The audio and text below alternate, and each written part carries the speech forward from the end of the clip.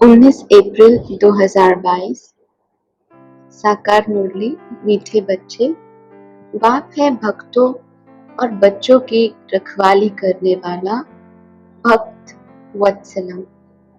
पतित से पावन बनाकर घर ले जाने की जिम्मेवारी बाप की ही है, बच्चों की नहीं। प्रश्न: बाप का कल्प कल्प फर्ज क्या है? कौन सा ऊना बाप को ही रहता है? उत्तर: बाप का फर्ज है बच्चों को राजयोग सिखलाकर पावन बनाना, सभी को दुख से छुड़ाना। बाप को ही ओना अर्थात फिक्र रहती कि मैं जाकर अपने बच्चों को सुखी बनाऊं। गीत।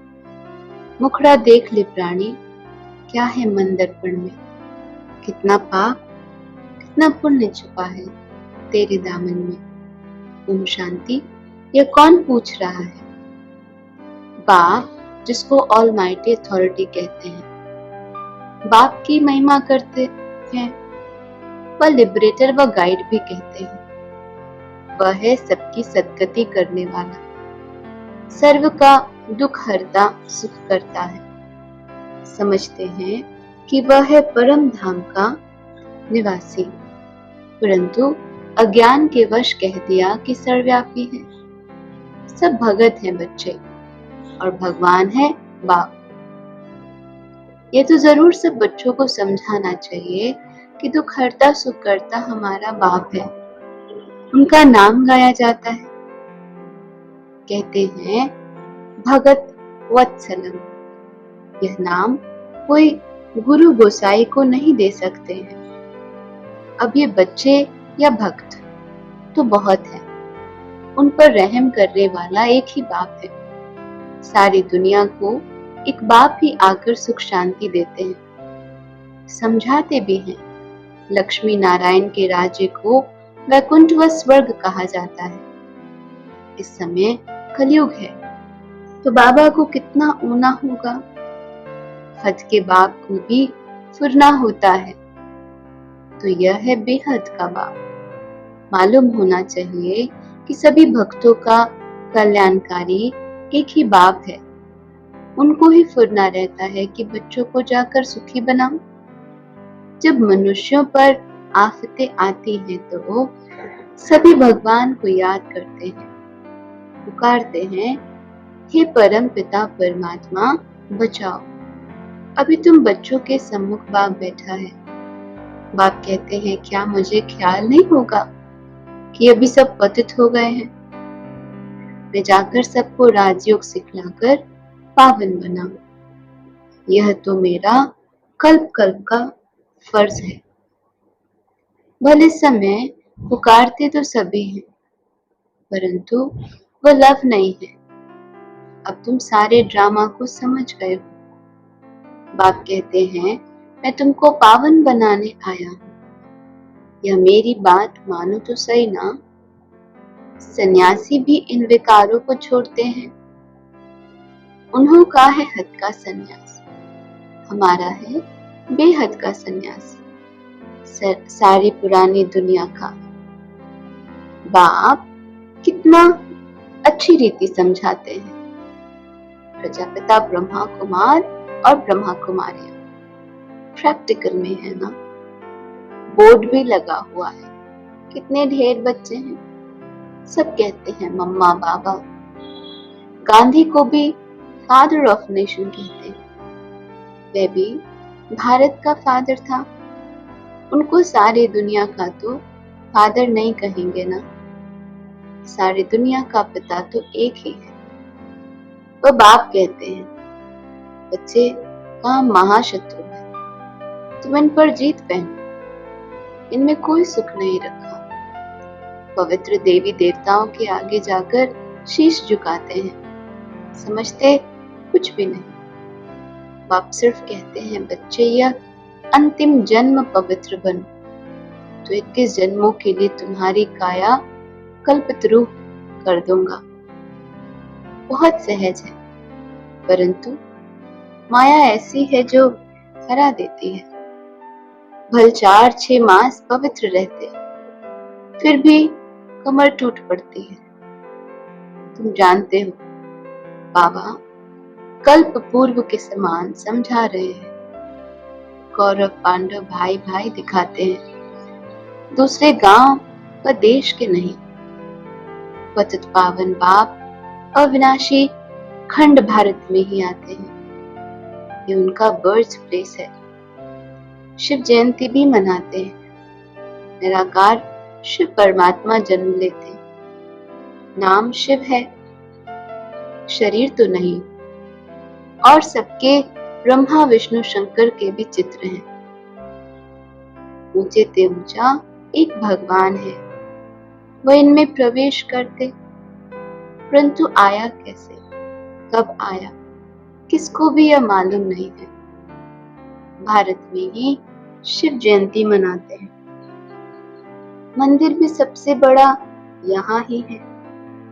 इसमें भी लिंग रख दिया है।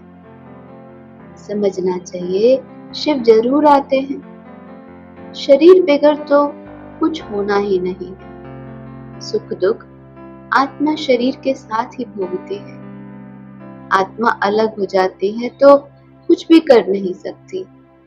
शिव बाबा ने कुछ भी किया होगा ना, वह पतित पावन है, परंतु कैसे आकर सबको पावन बनाते यह कोई नहीं जानते। अब बाबा साधारण तन में प्रवेश कर पाठ बजाते हैं, गाते भी हैं ब्रह्मा द्वारा स्थापना। तो पतित दुनिया में ब्रह्मा कहाँ से आया? परमात्मा स्वयं कहते, मेरा शरीर तो है नहीं, मैंने इनमें प्रवेश किया है। मेरा नाम है शिव। तुम आकर मेरे बने हो, तब भी तुम्हारा नाम भी बदलता है। सन्यासियों के पास जाकर सन्यास करते हैं तो उन्हों के भी नाम बदली होते हैं। अब बाप सम्मुख आया है। ईश्वर जिसको आधा कल तुमने याद किया, फिर चलते चलते तुम उनको भी भूल जाते हो। सन्यासी तो सुख को मानते नहीं, वह सुख को कागविष्टा के समान समझते हैं। स्वर्ग का तो नाम बाला है।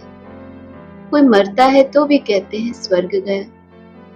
नई दुनिया को सुखधाम और पुरानी दुनिया को दुखधाम कहा जाता है। बाप इतना समझाते हैं तो क्यों नहीं उनकी मत पर पूर्ण रूप से चलना चाहिए। बाबा आया है सबको मुक्ति, जीवन मुक्ति देने।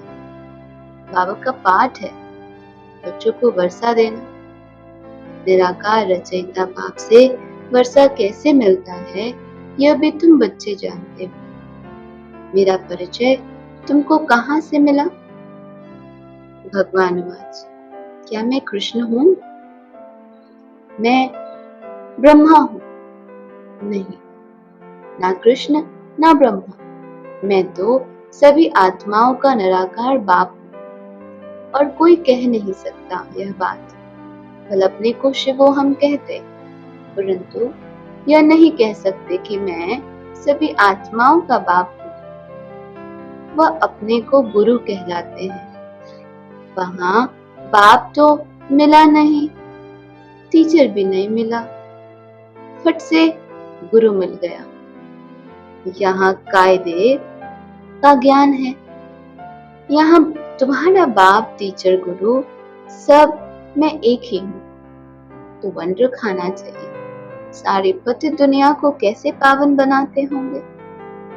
21 जन्म का वर्षा देने वाले पाप की मत पर कदम कदम चलो।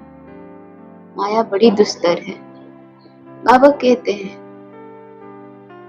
बाबा बाबा कहते रहते, पढ़ते भी हैं, फिर भी अहो माया वश बाप को पार गति दे देते हैं। इसलिए कहते हैं खबरदार रहना।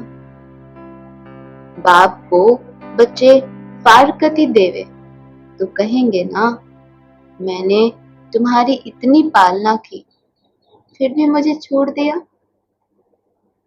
यहाँ तो औरों की सेवा करनी है, औरों को आप समान बनाने की। यह मदद मेरी नहीं करेंगे। फारकती दे नाम बदनाम कर देते हैं। कितना मुश्किल होती है। अबलाओं पर बहुत अत्याचार होते हैं। ज्ञान यज्ञ में विघ्न पड़ते हैं। माया कितने तूफान लाती है। भक्ति मार्ग में यह नहीं होता। बाप कहते हैं, सयाने बच्चे तुम मेरी मत पर चलो।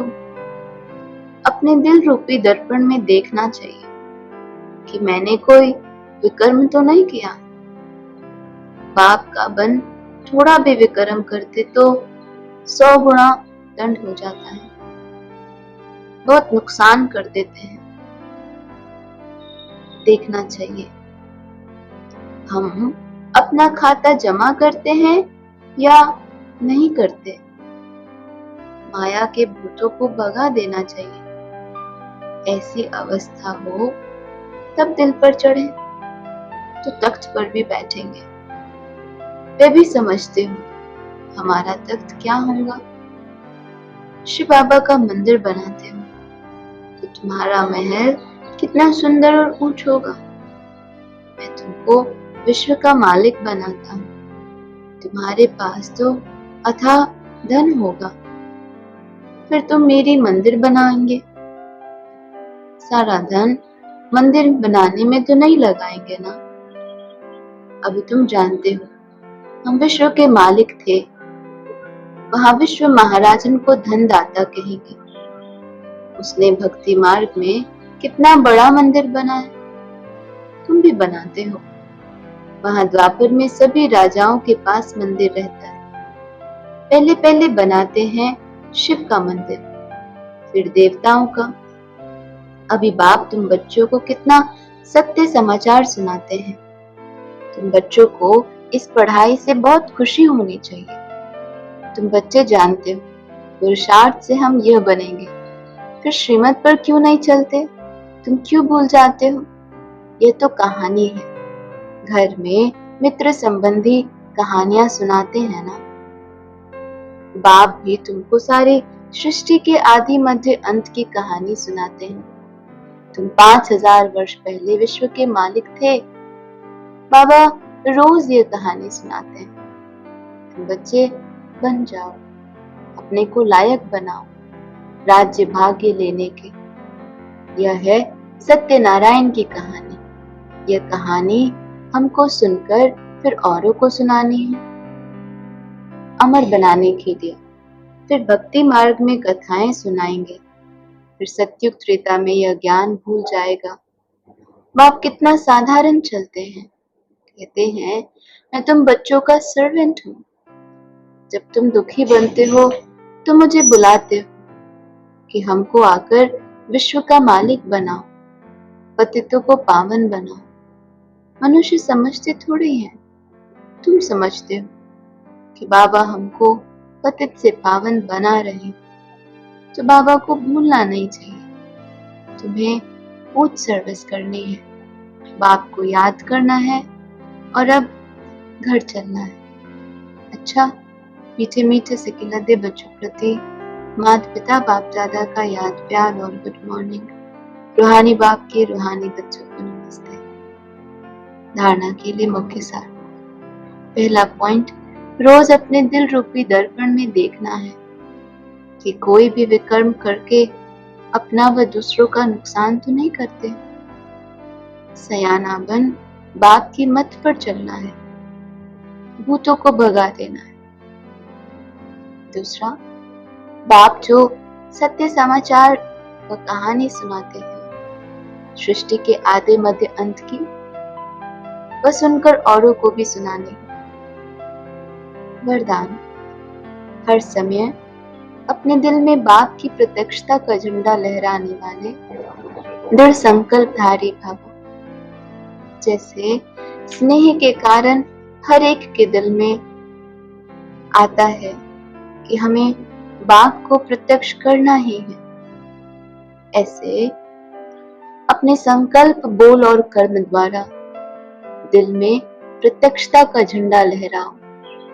सदा खुश रहने की डांस करो। कभी खुश कभी उदास ये नहीं, ऐसा दृढ़ संकल्प अर्थात व्रत धारण करो कि जब तक जीना है तब तक खुश रहना है। मीठा बाबा, प्यारा बाबा, मेरा बाबा, यही गीत ऑटोमेटिक बजता रहे तो प्रत्यक्षता का झंडा लहराने लगेगा। स्लोगन, विघ्न विनाशक बनना है तो सर्व शक्तियों से संपन्न बनो। मातेश्वरी जी के अनमोल महावाक्य। परमात्मा सुखदाता है, न कि दुखदाता। यह तो सभी मनुष्य जानते हैं कि तकदीर बनाने वाला एक ही परमात्मा है। कहावत भी है, तकदीर बनाने वाला जरा सामने तो आ। तो यह सारी महिमा अथवा गायन एक परमात्मा का है। इतना समझते हुए भी जब कोई कष्ट आता है तो दुखी होने के कारण कह देते हैं, ये दुख सुख भला बुरा तकदीर ये परमात्मा ने बनाया है। फिर कह देते, प्रभु का दिया हुआ मीठा करके भोगना है, इसमें ही अपने को संतुष्ट रखें। अब प्रभु का भाना अर्थात दिया हुआ फल भी उनको मीठा रहने थोड़े ही देता है। परंतु मनुष्यों को इतनी भी बुद्धि नहीं है कि हम परमात्मा को यह दोष क्यों देते हैं। यह दोष तो खुद मनुष्य का है। मनुष्य ने जो भी कर्म किए हैं उसे भोगना पड़ता है, तो हर एक अपने अपने कर्मों अनुसार भोगता है।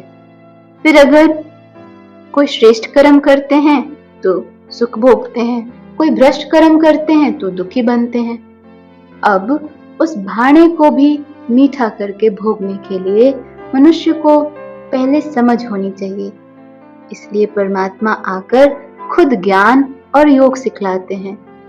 अब यह कायदा है, जो माया का साथ छोड़ परमात्मा का साथ लेता है तो माया फिर उनका पीछा नहीं छोड़ती, बहुत विघ्न डालती है।